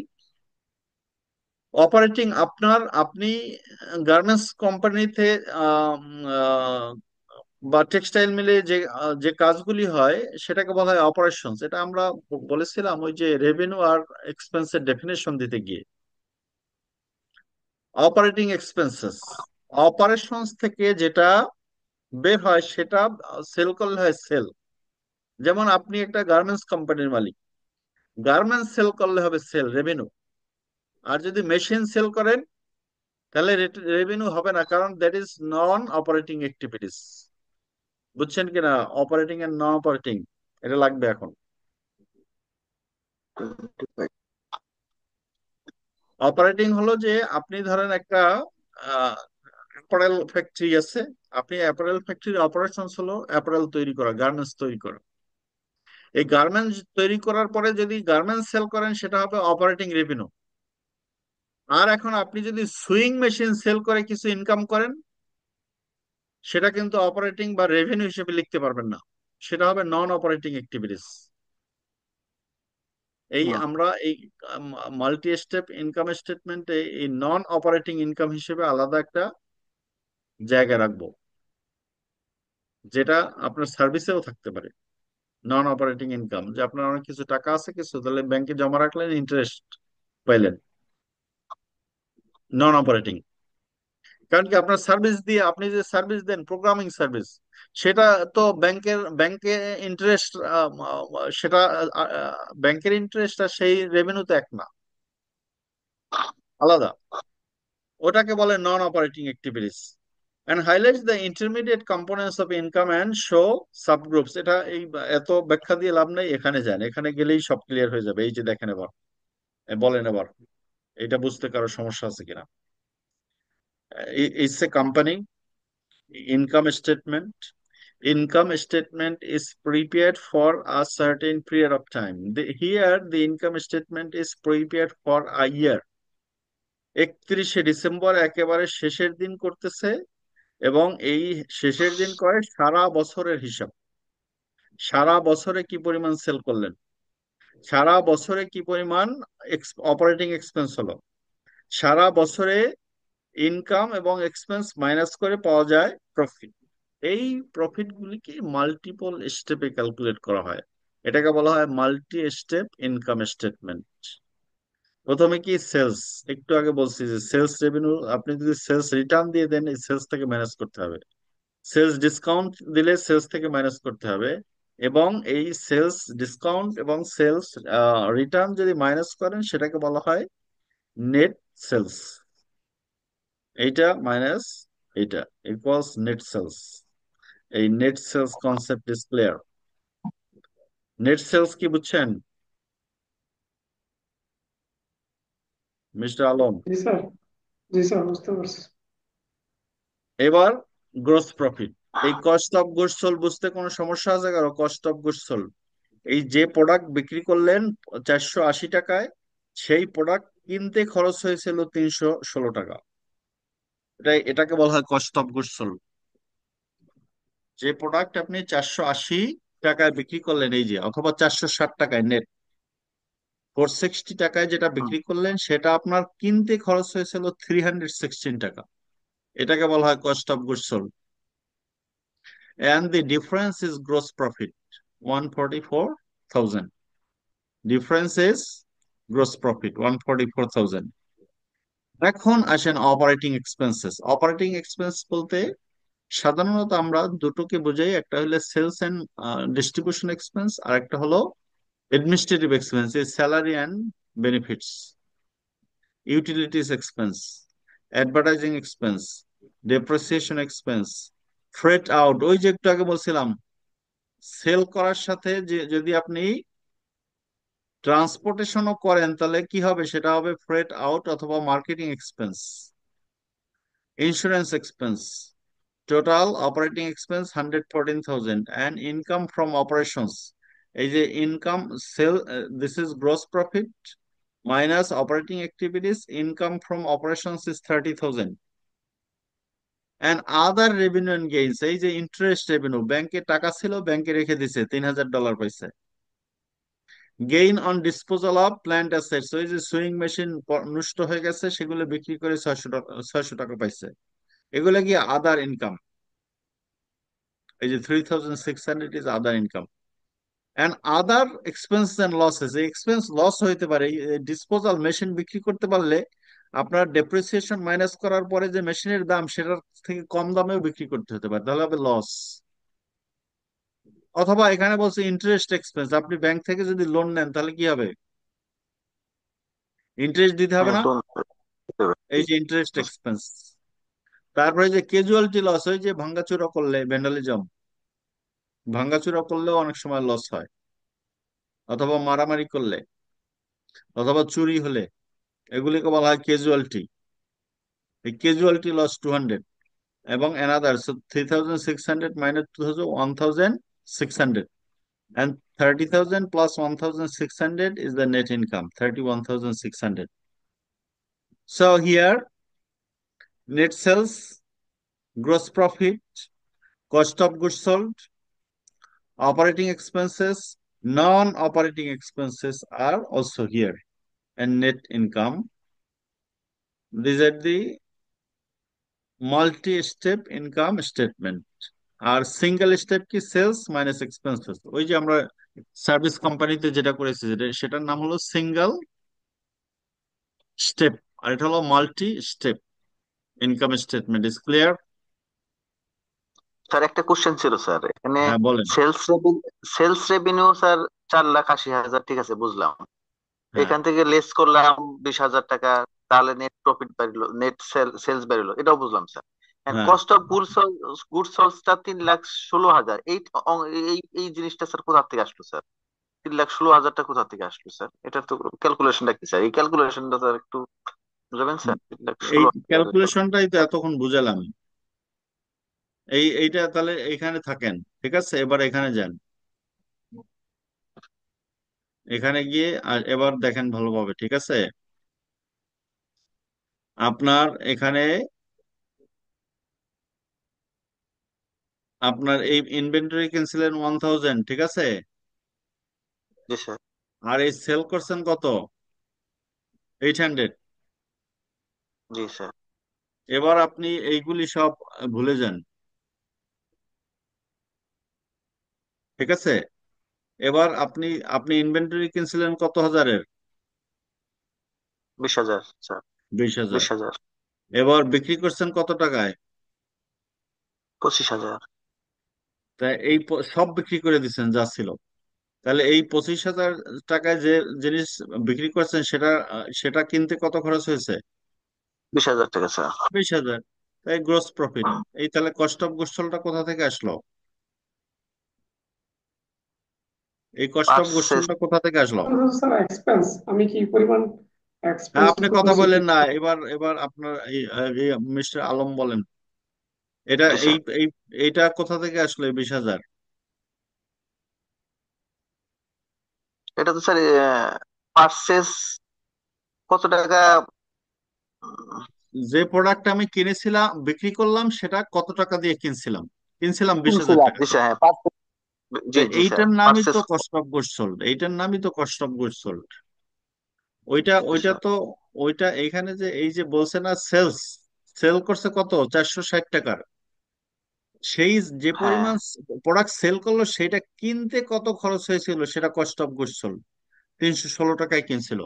460 টাকায় যে প্রোডাক্ট বিক্রি করছে সেটা কিনছিল কত টাকায়? হুম, 3,16,000 টাকা দিয়ে। গুড। এটাই এই cost of G goods sir. Sold. এবার বুঝছেন কিনা? জি স্যার, এবার বুঝছি। কিন্তু অ্যাকচুয়ালি আপনারা ফিল্ডে যখন কাজ করবেন তখন কি সব ইউনিট সহ হিসাবে আসবে। কারণ কি আপনি কোনটা কত ইউনিটে কিনছিলেন সেটার যদি হিসাব না থাকে তাহলে আপনি পাবেন, হিসাব মিলাবেন কিভাবে? কাজেই ইউনিট সহ থাকবে। এই মুহূর্তে এটা এটা cost of goods sold. Is clear? G sir, বুঝতে পারছি। তারপর এই দুটো ডিফারেন্স হলো গ্রস প্রফিট। তারপর যত খরচ আছে সেই খরচগুলি করলেন, তারপর অন্য আদার রেভিনিউস এন্ড গেইনস যেটা ছিল সেটা অ্যাড করলেন, তারপর অন্য অন্য খরচ যেগুলি ছিল মাইনাস করলেন। এর সাথে আরো মাইনাস আছে যেমন ট্যাক্স, বড় খরচ।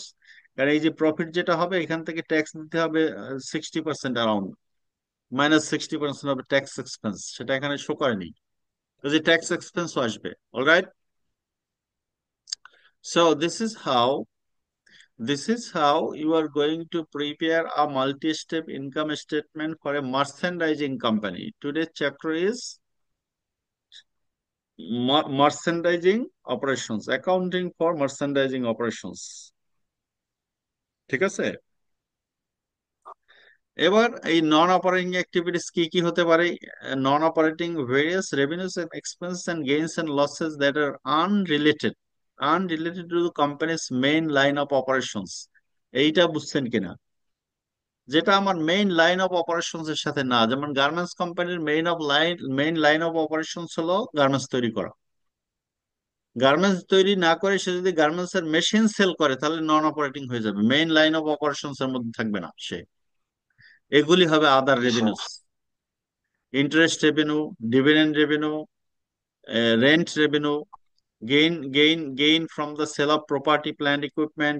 রেন্ট রেভিনিউ কি? যে আপনি যদি একটা ফ্যাক্টরির সাবলিজ দিলেন, একজনের কাছে অল্প একটু ভাড়া দিলেন, তাহলে আপনার রেন্টাল হুম, রেভিনিউ হবে।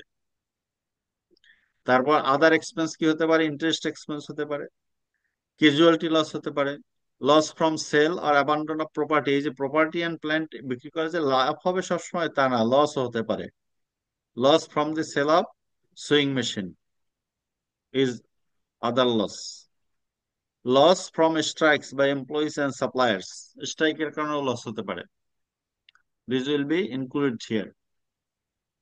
So in multi-step income statement, the multiple step income statement for a merchandiser shows each of the following features except gross profit থাকে মাল্টি স্টেপে, থাকে না? কস্ট অফ গুডস সোল্ড থাকে,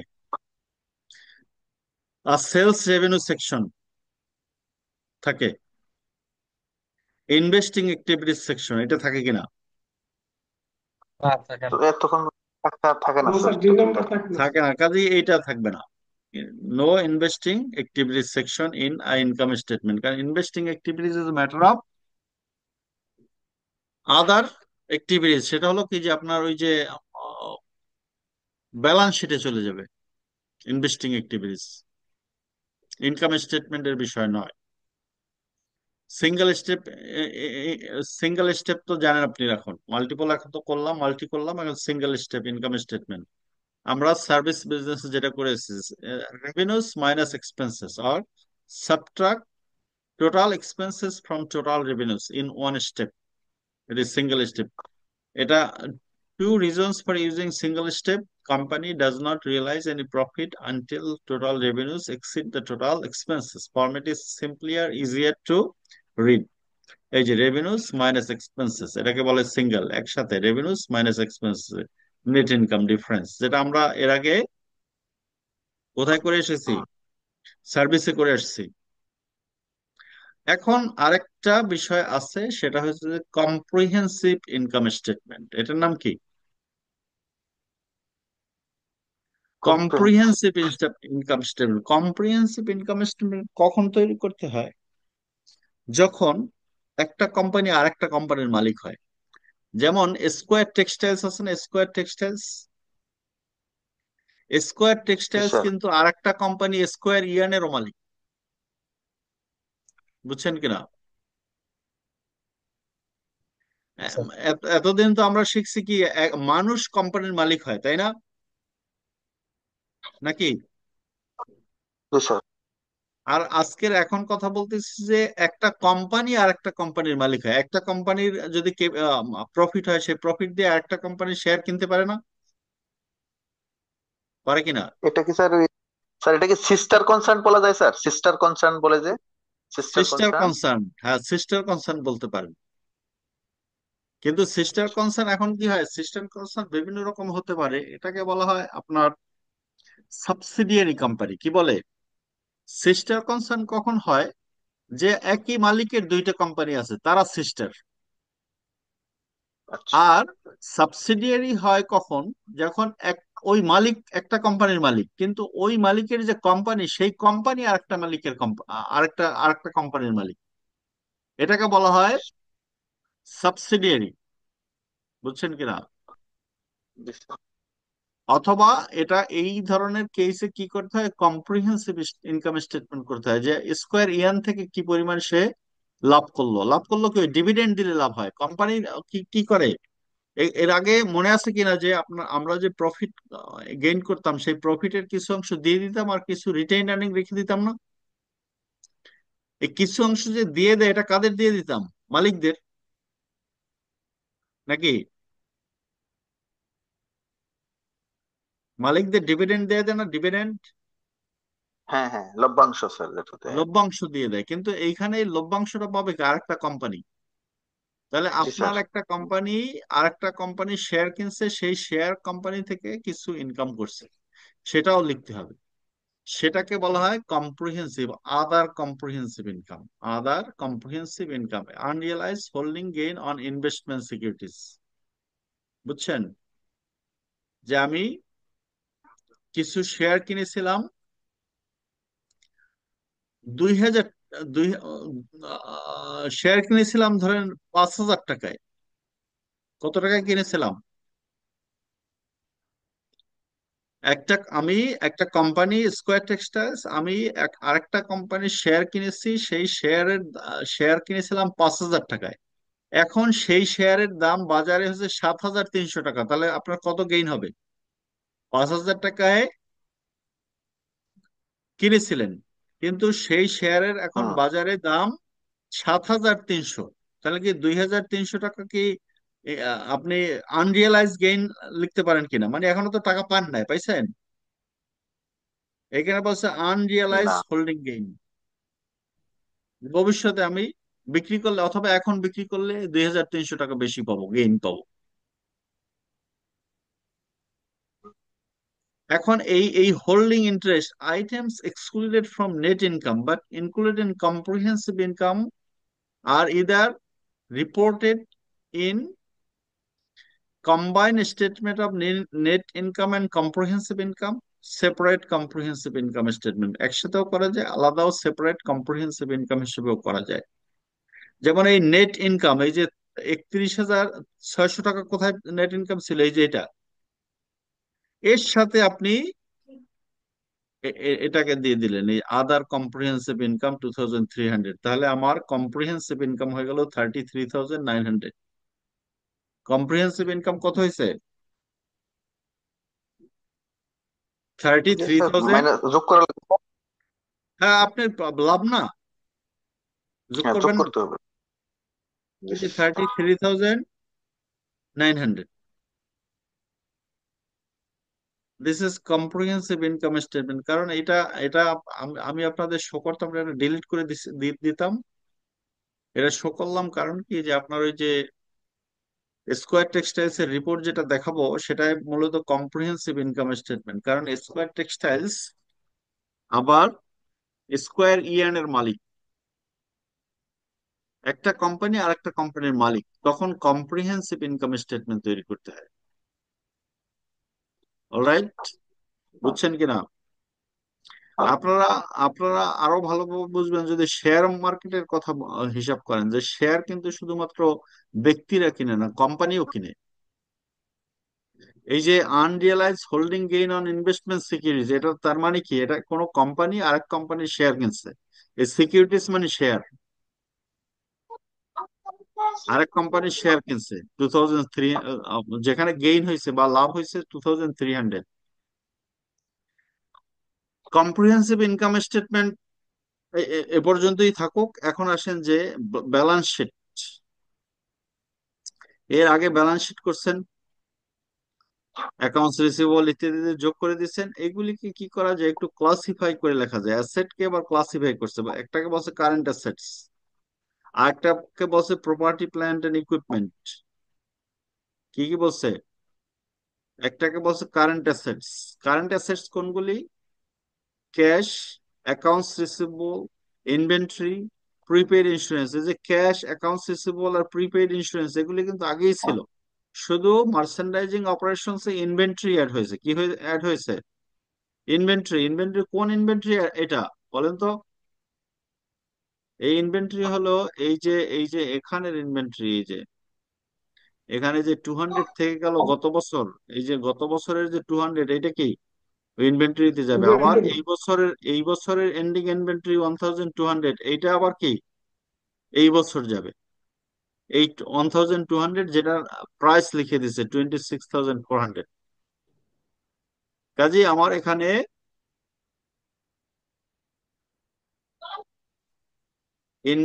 আপনার নতুন একটা আইটেম অ্যাড হলো, সেই আইটেমের নাম কি? ইনভেন্টরি। ইনভেন্টরি। এটা নতুন inventory, and all are same. এবং এগুলিকে কারেন্ট অ্যাসেট বলা হয় কেন? এগুলিকে this can be converted into cash easily, and usually these assets are converted into cash before 1 year। 1 বছরের আগে এগুলি, কারণ কি ক্যাশ কি 1 বছর পরে দিবে এমন কোন লোক পাবেন নাকি? 1 বছরের মধ্যেই দিয়ে দেয়। অ্যাকাউন্টস রিসিভেবল, আপনি টাকা, ও ক্যাশ তো আপনার ক্যাশ আছেই, সরি। আর অ্যাকাউন্টস রিসিভেবল, মানুষের কাছে টাকা পান, সেই টাকাটা কি আপনি কি এক্সপেক্ট করেন যে 1 বছর পরে সে দিবে টাকা? তাহলে কিন্তু এখানে কারেন্ট অ্যাসেটস হবে না, লং টার্ম অ্যাসেট হবে। হুম। কারেন্ট অ্যাসেটস মানে যেগুলি আমরা এক্সপেক্ট করি যে 1 বছরের মধ্যেই টাকা পেয়ে যাব। The assets that can be converted into cash within a fiscal year or within a calendar year, এটাকে বলা হয় কারেন্ট অ্যাসেটস। আর প্রপার্টি প্ল্যান্ট অ্যান্ড ইকুইপমেন্ট, এগুলি কি ক্যাশ কেউ করে? এগুলি তো ব্যবসা, আজীবন যতদিন ব্যবসা করবে অথবা এর লাইফ টাইম যতদিন আছে ততদিন ব্যবহার করবে, এই কারণে কিনে না প্রপার্টি প্ল্যান্ট অ্যান্ড ইকুইপমেন্ট। এই কারণে এটা নন কারেন্ট অ্যাসেটস। এটা আরেক নাম কি? নন কারেন্ট অ্যাসেটস।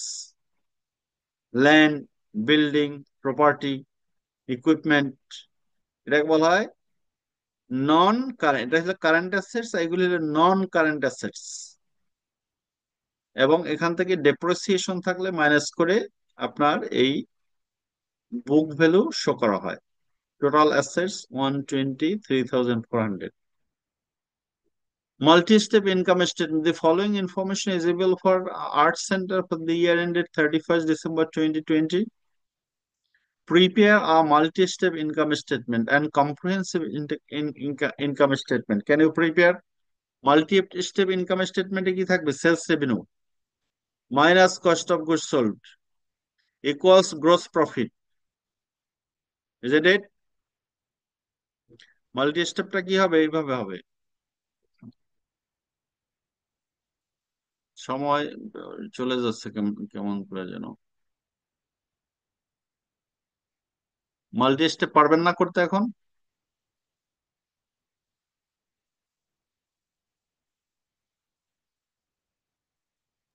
স্যার আজকের মতো এখানেই থাক স্যার। না, শেষ শেষ, এই লেকচার আর টানা যাবে না। মাল্টি স্টেপ এবার আসেন, এই যে দেখা যায় নাকি? মাল্টি স্টেপ প্রথমে কি লিখবেন? সেলস রেভিনিউ কত? সেলস রেভিনিউ কত? সেলস রেভিনিউ কত? সেলস 4,62,000। 462,000। এরপর আসেন যে আপনার কস্ট অফ গুডস সোল্ড কত? COGS। Cost of goods sold is 147,000। তাহলে গ্রোস প্রফিট কত?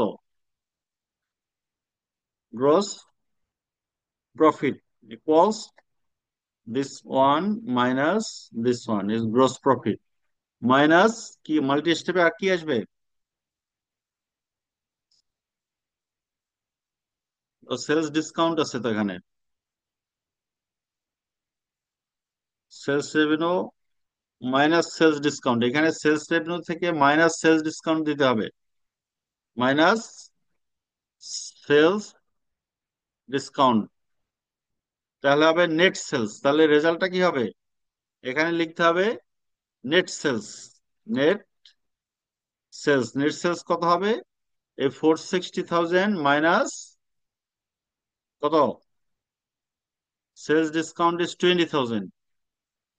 20,000 minus. And gross profit will be 295,000.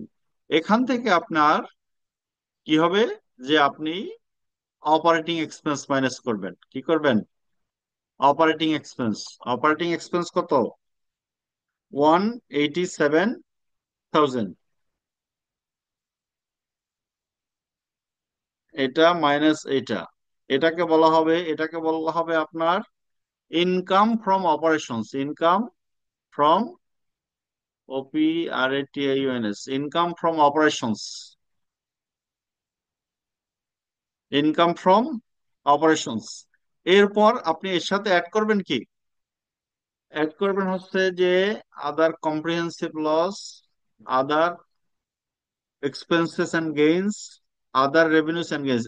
এই other revenues and gains, add other revenues and gains. Other revenues and gains কত? 8,000। আর less, less কি করবেন?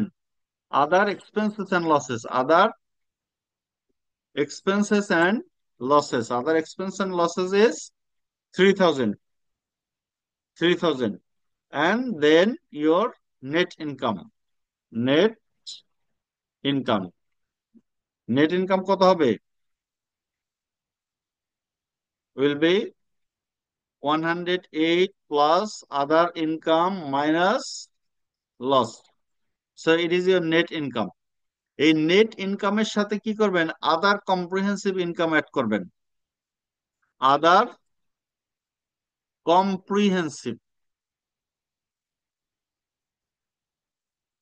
Comprehensive, এবার income না loss, কি হবে? Loss minus 10,000। তাহলে এই এই যে আপনার, এবার আসেন, কি হয়েছিল? এই কম্প্রিহেন্সিভ ইনকাম হবে এখন। কি হবে? এই নেট ইনকামের সাথে কম্প্রিহেন্সিভ ইনকাম অ্যাড হয়েছিল, এবার কি কম্প্রিহেন্সিভ ইনকাম লস হবে। তাহলে এখন হবে আপনার কম্প্রিহেন্সিভ ইনকাম। নেট ইনকাম থেকে কি হবে? Comprehensive income. Comprehensive income equals এইটা মাইনাস এইটা, কারণ এটা তো loss. 103,000 is the comprehensive income. 1,300, 1,013। আমাদের প্লাস মাইনাসে কোথাও ভুল ছিল? এখানে কি 13,000 লিখছিলাম নাকি? So sales revenue minus sales discount, net sales, cost of goods sold, gross profit, operating expenses, income from operations, other revenues and gains 8,000, other expenses and losses 3,000. Total income, net income was 113,000, and with 113,000 you are subtracting comprehensive loss and it becomes 103,000. This is the way how you will calculate the comprehensive income statement. And if you can recall that cost of goods sold, how to calculate cost of goods sold? We calculate cost of goods sold. This is January 1 means beginning inventory plus পারচেজেস। পারচেজের মধ্যে যদি discount থাকে সেগুলি কি করতে হবে? Minus দিতে হবে। Discount এবং রিটার্নস থাকলে মাইনাস করে দিতে হবে, নেট পারচেজ হবে। প্লাস ফ্রেট ইন, যদি আপনি নিজের খরচে নিয়ে আসেন সেটাও কি অ্যাড হবে? অ্যাড হলে cost of goods purchase 320,000। Cost of goods available for sale, this one and this one is available for sale, minus inventory. Ending inventory 31 means December year end. Ending inventory 40,000. So cost of goods sold is 316,000. That's what we have done today. We just try to make the differences. What we were trying to do today, we were trying to make the differences between a manufacturing company and a service company.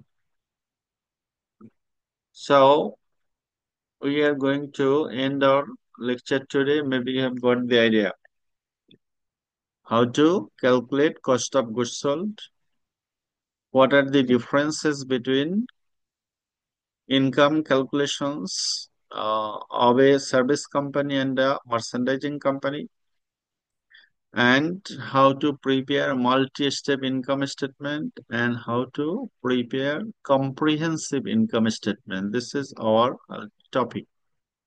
All right.